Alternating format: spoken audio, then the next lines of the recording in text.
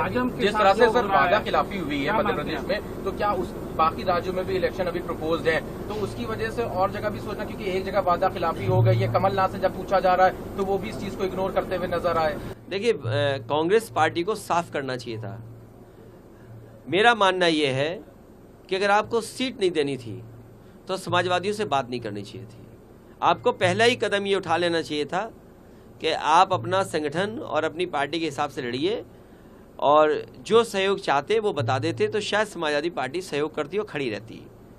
लेकिन उन्होंने कोई जानकारी नहीं दी, न कोई समाजवादी पार्टी को इस लायक समझा उन्होंने।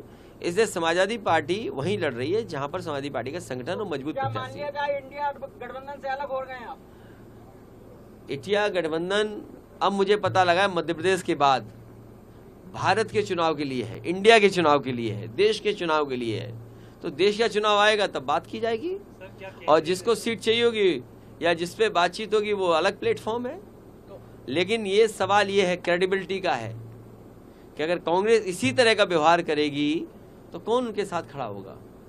इसलिए मैं कोई राय सुझाव नहीं दे रहा हूं कांग्रेस पार्टी को, लेकिन देश के सामने बड़ी चुनौती है। बीजेपी बड़ी पार्टी है, बीजेपी बहुत ऑर्गेनाइज्ड दल है, इसलिए उसके मुकाबले के लिए कोई भी कंफ्यूजन किसी दल के अंदर नहीं होना चाहिए। अगर कंफ्यूजन के साथ आप चुनाव लड़ोगे बीजेपी से तो आप कामयाब नहीं होगे। कांग्रेस के बड़े नेताओं से बात करेंगे क्या आप इस संबंध में?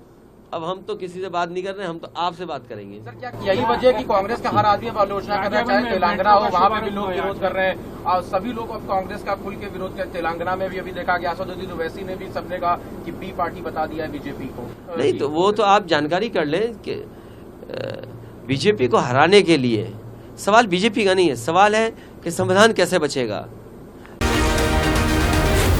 जी न्यूज़।